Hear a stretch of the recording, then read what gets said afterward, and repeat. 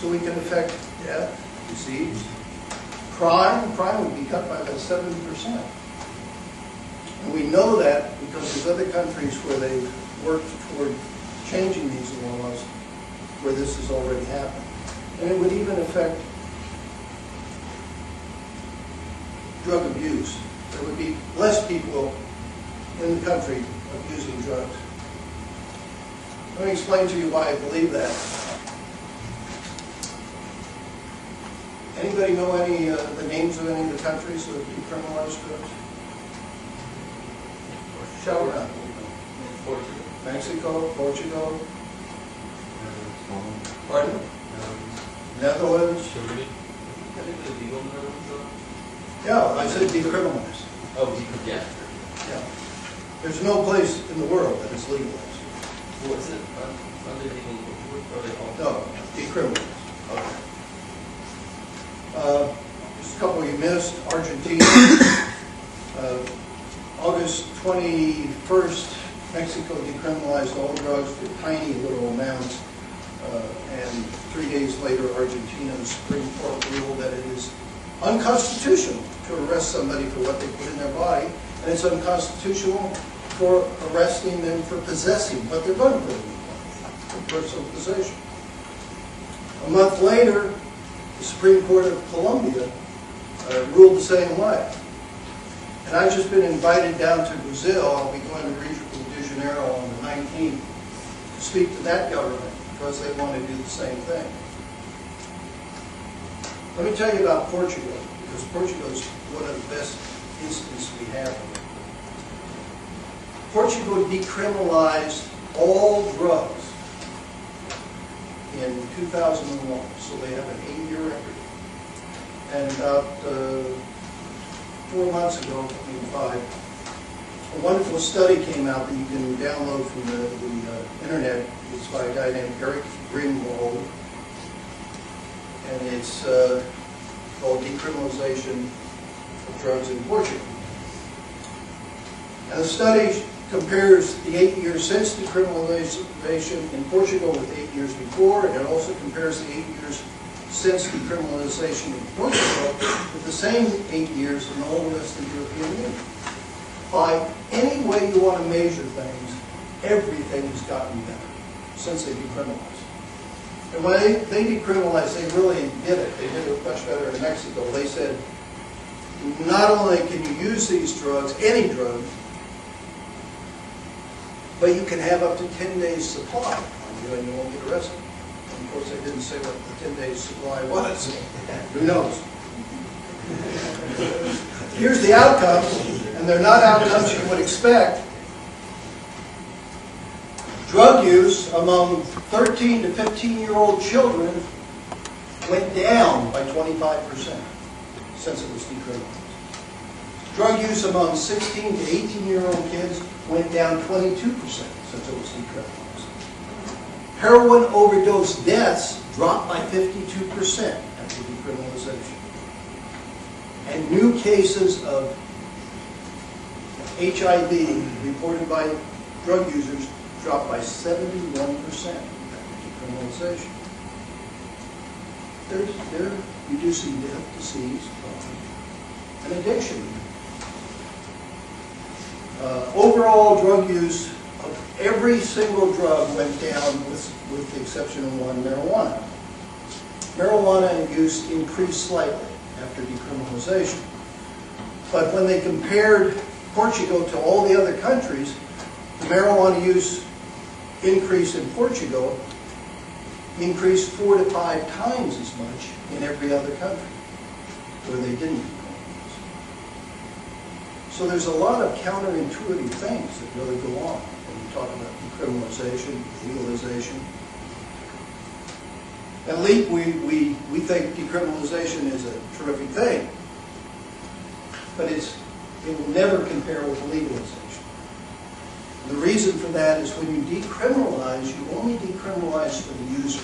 Everybody else in that chain is still a criminal. That means the violence is still going to occur. Let me explain to you what happens when you prohibit a drug.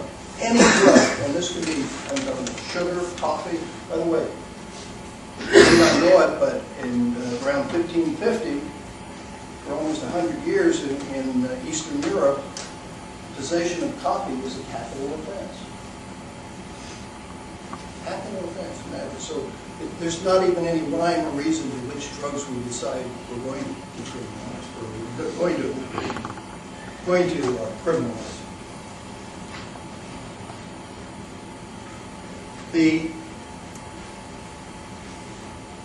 The drugs we decided to criminalize are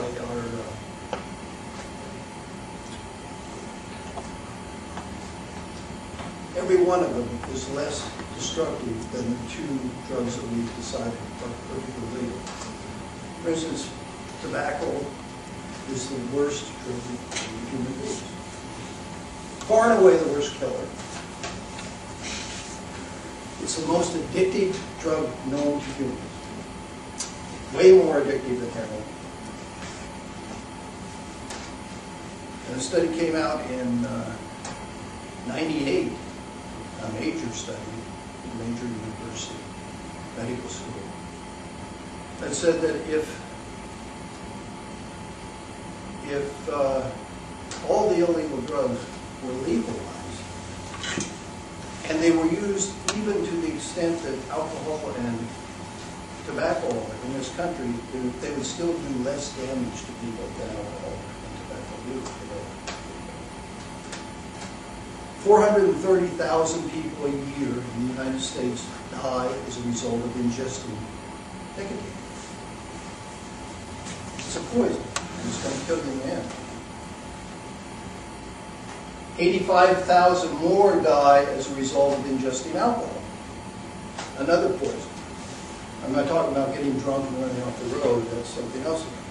This is just ingesting that drug. It is a poison. It eats holes in your liver, it eats holes in your brain, and it will kill you again. And sadly, it happens to be my liver.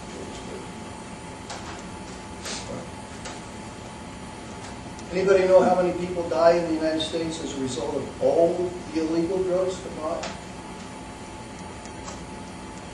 About 12,000. Now, 12,000 is quite a few people.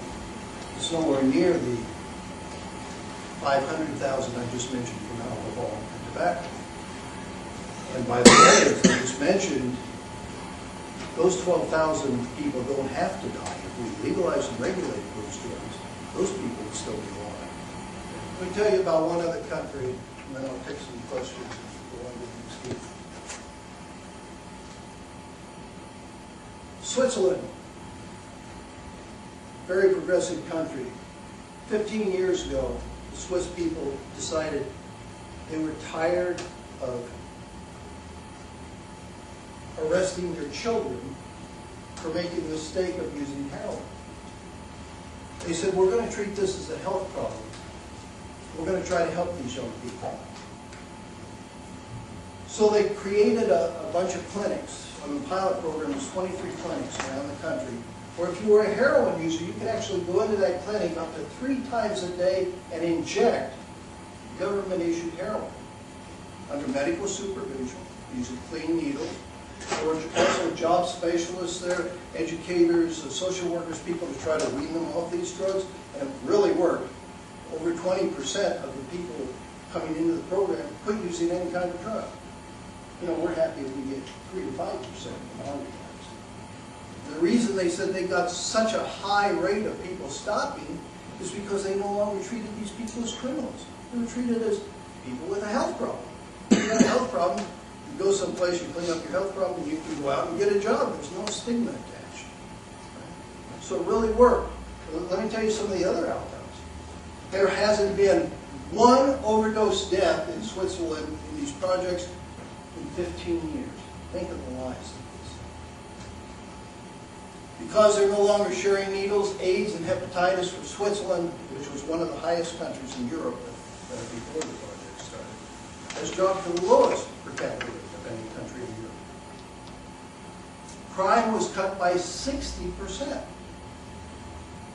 Of course, if you're a heroin user, you no longer have to break into someone's house at night and steal their television and pay for their drugs, because the drugs are distributed on a sliding scale, but if you have no money, they're free. And because the drugs are basically free, there's no heroin dealers on the streets where these projects are selling heroin, because you can't be free. What fool would buy from you, right? And of course, if the drug dealers aren't on the streets, they're not killing each other, cops and kids. So all that violence is. And maybe the most important thing that happened there, and this just showed up in a 10-year study that was done by this very prestigious British medical journal, The Lancet. It was published a year ago in June. And it showed that in Zurich, as a result of this project, there has been an 82% decline in new heroin use.